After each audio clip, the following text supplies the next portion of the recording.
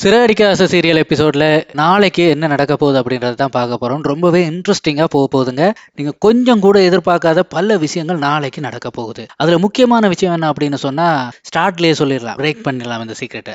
அதான் நம்ம அண்ணாமலையை வந்து கடத்திடுறாங்க சிந்தாமணி. எதிர்பார்க்கல, எந்த ட்விஸ்ட் நீங்க எதிர்பார்க்கல. அது ஏன் அப்படின்னு சொன்னா, அதுக்கு நீங்க இன்னைக்கு சீரியல்ல என்ன நடந்துச்சு அப்படின்றத பார்க்கணும். அதாவது 29ஆம் தேதி சீரியல்ல என்ன நடந்துச்சு அப்படின்றத பார்க்கணும். ஸோ ஒரு சின்ன ஒரு ரீகேப் ஒண்ணா பார்த்துருவோம். என்ன நடந்தது இன்னைக்கு அப்படின்னு சொல்லி ஷோர்ட்டா பார்த்துட்டு அப்புறமா நாளைக்கு நடக்கிறது அப்படின்றத பார்க்கலாம். ஸோ இன்னைக்கு வந்து ஆரம்பிக்கும் போதே விஜயா வந்து போலீஸ் ஸ்டேஷன்ல வந்து குய்யோ முய்யோன்னு கத்திட்டு இருக்காங்க. எப்படியாவது இந்த பையனை விட்டுருங்க, அவன் நல்லவன் நல்லவன் அப்படின்னு சொல்லி கத்திட்டு இருக்காங்க. அந்த டைம் பார்த்து பாத்தீங்க அப்படின்னு சொன்னா ரோஹிணி உள்ள வர்றாங்க. ரோஹிணி ஏற்கனவே நம்ம ப்ரிடிக்ட் பண்ண மாதிரி தான் மனோஜை வந்து விடுவிக்கணும் அப்படின்னு சொல்லி ரொம்பவே கதறாங்க, நடிக்கிறாங்க. ஃபினான்சியர் கிட்ட போய் பேசுறேன் அப்படின்னு சொல்லி 2 hours டைம் கேட்கறாங்க போலீஸ் கிட்ட. அதாவது கோர்ட்ல ப்ரொடியூஸ் பண்ண வேண்டாம், அதுக்குள்ள இந்த கேஸை வந்து வித்ட்ரோ பண்றதுக்கு ஃபைனான்சியர்கிட்ட பேசி டைம் எடுக்கிறேன் அப்படின்னு சொல்லி போலீஸ் கிட்ட வந்து பெர்மிஷன் எடுத்துக்கிறாங்க. ஸோ அதுக்கப்புறமா பாத்தீங்க அப்படின்னு சொன்னா ஃபைனான்சியர்கிட்ட போய் பேசுறாங்க. ஃபைனான்சியர்கிட்ட பேசும்போது அவரு சொல்றாரு என்ன அப்படின்னா, பணத்தை எப்படி வாங்குறதுன்னு எனக்கு தெரியும், ஆனா என்னை ஏமாத்திட்டான், இதுக்கு நான் நிச்சயமா நான் சும்மா விட மாட்டேன், அவன் ஒரு 3-4 வருஷம் உள்ள இருந்து வரட்டும், அதுக்கப்புறமா நீ உன் புருஷனை மீட்டுக்கோ அப்படின்னு சொல்லி ஃபைனான்சியர் வந்து சொல்லிடுறாரு. அதுக்கப்புறமா ஃபைனான்சியர் என்ன பண்றாரு அப்படின்னு சொன்னா சிந்தாமணி கிட்ட கால் பண்ணி பேசுறாரு. அப்ப சிந்தாமணி சொல்றாங்க என்ன அப்படின்னு சொன்னா, ரோஹிணி கிட்ட ஒரு 10 lakhs நீ பணம் கேளு, கேஸை வாபஸ் வாங்குறதுக்கு எக்ஸ்ட்ராவா 10 lakhs பணம் கேளு அப்படின்னு சொல்லி சொல்றாரு. அதே மாதிரியே ஃபினான்சியரும் ரோஹிணி கிட்ட 10 lakhs பணம் வேணும் அப்படின்னு சொல்லி கேட்கிறாரு. இப்படியாக அந்த ஒரு செக்ஷன் ஓடிடுச்சு. இதுக்கிடையிலே இன்னொரு சீன் நடந்துச்சு என்ன அப்படின்னு சொன்னா, இந்த மீனா இருக்காங்க இல்லையா, மீனா வந்து சிந்தாமணி கிட்ட போயிட்டு சிந்தாமணியை மிரட்டுறாங்க. எப்படியாச்சும் மனோஜை விட்டுறணும், அதாவது அவரோட அண்ணாவை ஈவினிங் 4 மணிக்குள்ள விடணும், விடல அப்படின்னு சொன்னா ஊமையில பூக்கடையில பாதிக்கப்பட்ட நிறைய பொம்பளைங்களை வச்சு நான் கேஸ் போடுவேன், உன்னை எப்படியாச்சும் உள்ள தள்ளிடுவேன் அப்படின்னு சொல்லி மிரட்டுறாங்க. இதால கொஞ்சம் சிந்தாமணி மிரண்டு தான் போயிட்டாங்க. இதுக்கிடையில தான் ட்விஸ்ட் ஒன்று நடக்குது. என்ன அப்படின்னு சொன்னா, போலீஸ் ஸ்டேஷன்ல வச்சு பேசிக்கிட்டு இருக்காங்க. யாரெல்லாம் அப்படின்னு சொன்னா, இந்த இந்த கேஸோட சம்பந்தப்பட்ட ஸ்டேக் ஹோல்டர்ஸ் எல்லாருமே இருந்து பேசிட்டு இருக்காங்க. அதுல வந்து லோயர் சொல்றாங்க ஒரு ஐடியா என்ன அப்படின்னா, முதலாவது கேஸ் வாபஸ் வாங்கணும், அது ஒரு வழி. இல்ல அப்படின்னு சொன்னா கோர்ட்ல வச்சு பெயில் மூவ் பண்ணணும். அந்த டைம்ல வந்து நான் கொஞ்சம் பணம் கொடுக்குறேன் அப்படின்னு சொல்லி கோர்ட்ல வச்சு பெயில் மூவ் பண்ணணும். அதாவது பினான்சியர்ட்ட வாங்கின பணத்துல ஒரு கணிசமான பெர்சன்டேஜ் கொடுக்குறேன், பேலன்ஸ் வந்து பல தொகையில கொடுப்பேன் அப்படின்னு சொல்லி உறுதிப்படுத்தி கோர்ட்டூடாக பெயில் மூவ் பண்ணலாம். பட் அதுவும் ஷுவர் இல்லை அப்படின்னு சொல்லி சொல்றாங்க. மூணாவதா இன்னொரு விஷயம் சொன்னாங்க என்ன அப்படின்னு சொன்னா, அண்ணாமலை வந்து சைன் பண்ணணும். அண்ணாமலை சைன் பண்ணினா ஈஸியா பெயில் எடுத்துடலாம். அதாவது தன்னோட மகன் தான் இந்த தப்பு பண்ணியிருக்கான், அவன் தான் கையெழுத்து தான் போட்டிருக்கான், வேற யார் கையெழுத்தையும் போடல, அதனால எனக்கு ஒன்றும் பெரிய பிரச்சனை இல்லை அப்படின்னு சொல்லி அண்ணாமலை வந்து சைன் பண்ணினாலும் ஈஸியா வந்து மனோஜை வெளியே எடுத்துடலாம் அப்படின்ற மாதிரியாக லோயர் சொல்றாங்க. ஸோ இதை வந்து போலீஸ் ஸ்டேஷன்ல நின்றுட்டு இருந்த இன்னொரு சிந்தாமணியோட உளவாளி கேட்டுறாங்க. கேட்டுட்டு சிந்தாமணிக்கு கால் பண்ணி, மேடம் இவங்க புது பிளான் ஒன்று போட்டாங்க, அதாவது அண்ணாமலையை வச்சு சைன் பண்ணி மனோஜை வெளியே எடுக்கிறதுக்கு பிளான் போட்டாங்க, எப்படியாச்சும் உன உள்ளே வச்சிடணும், வெளியில விடக்கூடாது மேடம், ஏதாச்சும் பண்ணுங்க அப்படின்னு சொல்லும்போது மேடம் வந்து, அதாவது சிந்தாமணி மேடம் என்ன பண்றாங்க அப்படின்னா, தன்னோட ஆளுங்களை வச்சு அதிரடியா அண்ணாமலையை கடத்திடுறாங்க. அதிரடியா அண்ணாமலையை கடத்தி கட்டி வச்சிருக்காங்க. கட்டி வச்சு அவரை மிரட்டிட்டு இருக்காங்க. மிரட்டிட்டு இருக்கும்போது தன் பையனை பற்றி தப்பா எல்லாம் எழுதி உறுதிப்படுத்தி சைன் பண்ணி தருமாறு, அதாவது பையன் தான் தன்னையை மிரட்டி வச்சிருக்கான், பையன் தான் என்னென்ன குற்றம் எல்லாம் முன்னாடி பண்ணா அப்படின்னு சொல்லி, அதாவது ஆரம்பத்துல பணத்தை எடுத்துட்டு ஓடினதுல இருந்து, அதாவது விஜயா எல்லாமே வந்து உளறி இருக்காங்க. இந்த எல்லா கேஸையும் சொல்லி வாக்கு மூலமாவே எடுக்கிறதுக்கு மிரட்டிட்டு இருக்காங்க. இப்படி எல்லாம் சொல்லுன்னு சொல்லி அண்ணாமலையை போட்டு டார்ச்சர் பண்ணிட்டு இருக்காங்க. அதாவது என் பையன் தான் என்னைய கடத்தி வச்சிருக்கான் அப்படின்னு சொல்லுன்னு சொல்றாங்க, அதாவது பையனோட ஆளுங்க. அதே போல அவனை வெளியில விடாதீங்க, அவன் வெளியே விட்டா என்னோட உயிருக்கு ஆபத்து அப்படின்னு சொல்லி வீடியோ எடுக்க ட்ரை பண்றாங்க. அதாவது அண்ணாமலையை வச்சு வீடியோ எடுக்க ட்ரை பண்றாங்க. ஏன்னா இல்லைன்னு சொன்னா அண்ணாமலையை கடத்தி வச்சு பெருசா ஒரு ஜூஸும் இல்லை தானே. ஸோ அதாவது ஒரே ஒரு வழிதான், அண்ணாமலையோட கையெழுத்து வாங்க முடியாது அப்படின்ற ஒரு பிரச்சனை வருமே தவிர மற்றபடிக்கு பெருசா எந்த ஒரு ஜூஸும் இல்லை. இருந்தாலும் அவங்க என்ன பண்றாங்க அப்படின்னு சொன்னா, அண்ணாமலை வாயாலேயே மனோஜை பற்றி தப்பான வாக்குமூலங்கள் எல்லாத்தையும் எடுத்துடணும் அப்படின்றதுல வந்து சிந்தாமணி உறுதியா இருக்காங்க. முதலாவதா வந்து அந்த 20 லட்சம் ரூபாயை, அதாவது அண்ணாமலையோட உழைப்பை அடிச்சுட்டு ஓடினது, அந்த கேஸை வந்து அண்ணாமலை கிட்ட இருந்து மிரட்டி எடுக்கணும் அப்படின்னு சொல்லி பிளான் பண்றாங்க.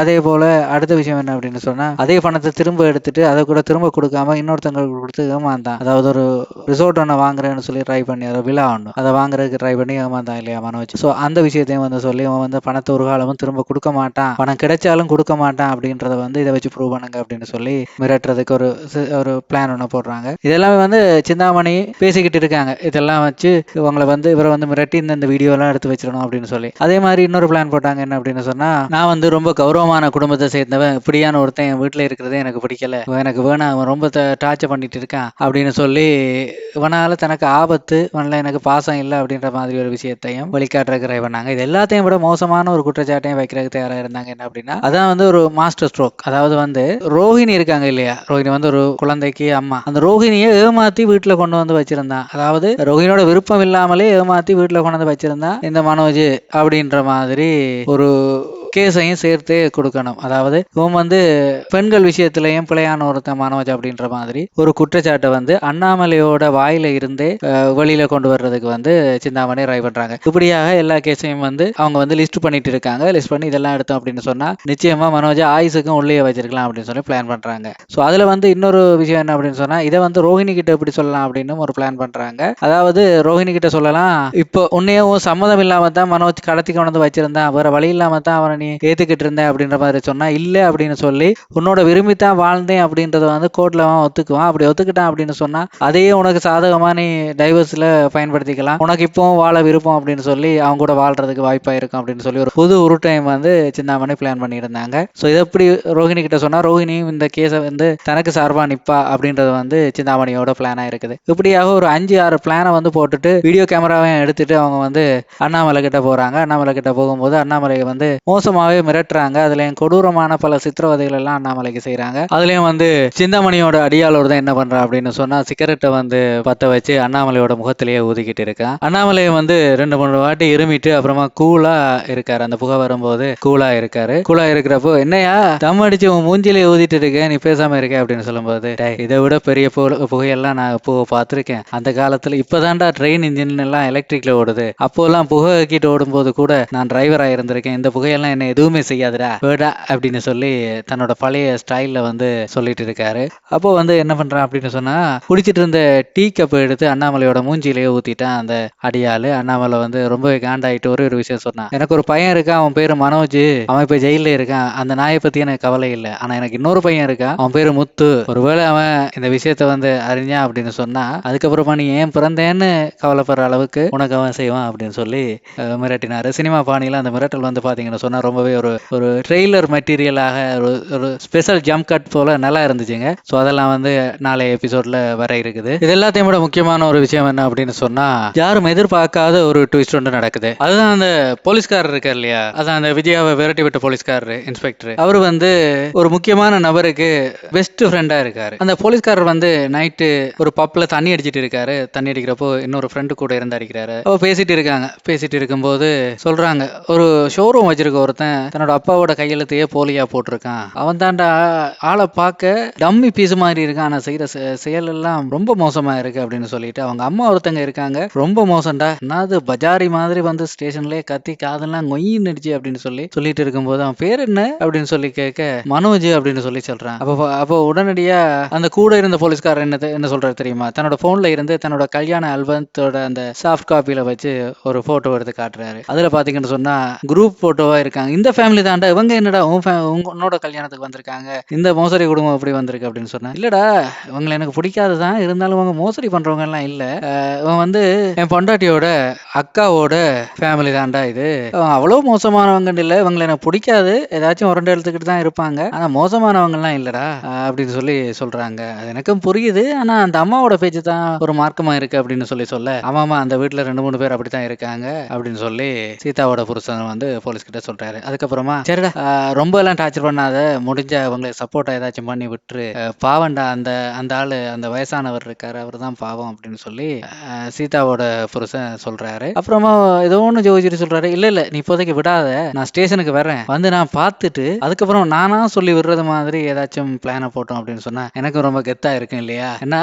மனுங்களுக்கு ஒரு பாடம் ஒன்று காட்டணும், என்ன பழைய கணக்கு ஒன்று தீர்க்க இருக்கு அப்படின்னு சொல்லி சீதாவோட புருஷன் வந்து சொல்றாரு. இப்படியாக இந்த எபிசோட் வந்து முடியுது. ஆனா அதுக்கப்புறமா நாளை அப்படின்னு சொல்லி அடுத்த நாள் நடக்க போறது, அதாவது நாளான்னைக்கு நடக்க போறதோட எண்ட் வந்து காட்டுறாங்க. அதுல பாத்தீங்க அப்படின்னு சொன்னா அண்ணாமலையோட தலையில பீர் பாட்டில திறந்து ஊத்திட்டு இருக்காங்க சிந்தாமணியோட ஒரு அடியாளு. அப்புறமா பாத்தீங்க அப்படின்னு சொன்னா சிந்தாமணி வந்து தர்பூசணி பழத்தை சாப்பிட்டுட்டு அதாவது வந்து அவங்க வில்லி தானே, அவங்க வந்து ஸ்டைலா எல்லாம் சாப்பிட மாட்டாங்க, ஒரு தர்பூசணியை பாதியா வெட்டி ஒரு கரண்டியால கிண்டி அப்படியே சாப்பிட்டுட்டு அந்த தர்பூசணியோட தோல் இருக்கு தானே, அது ஒரு ஹெல்மெட் மாதிரி இருந்துச்சுங்க, அந்த பாதி தோல், அதை தூக்கி அப்படியே அண்ணாமலையோட தலையில சிந்தாமணி வைக்கிறாங்க. வச்சுட்டு இப்பதான் பாரு ரொம்ப அழகா இருக்கு உனக்கு அப்படின்னு சொல்லி சொல்றாரு. யோ உனக்கு என்னெல்லாம் சித்திரவதை இருக்குன்னு சொல்லி பாரு. உன் பையன் வந்து கதறணும். உன் மருமக ஒருத்தி இருக்காள், அவ என்னையே மிரட்டுறா. இரு வார உங்க உங்க குடும்பத்தையே நான் நடுத்தருவுல கொண்டு வந்து விடாம விட மாட்டேன் அப்படின்னு சொல்லி சிந்தாமணி மிரட்டுறாங்க. அப்படி மிரட்டுறதோட நாளைய எபிசோடும் வந்து முடிவுக்கு வருது. சீரியல் அப்டேட்ஸ் உடனுக்குடன் பெற்றுக்கொள்ள சேனல் மறக்காம சப்ஸ்கிரைப் பண்ணி இருப்பதோடு இந்த ப்ரெடிக்ஷன் எப்படி இருந்துச்சு அப்படின்னு சொல்லி உங்களோட கருத்துக்களை கமெண்ட்ஸ்லையும் தெரிவிச்சிருங்க.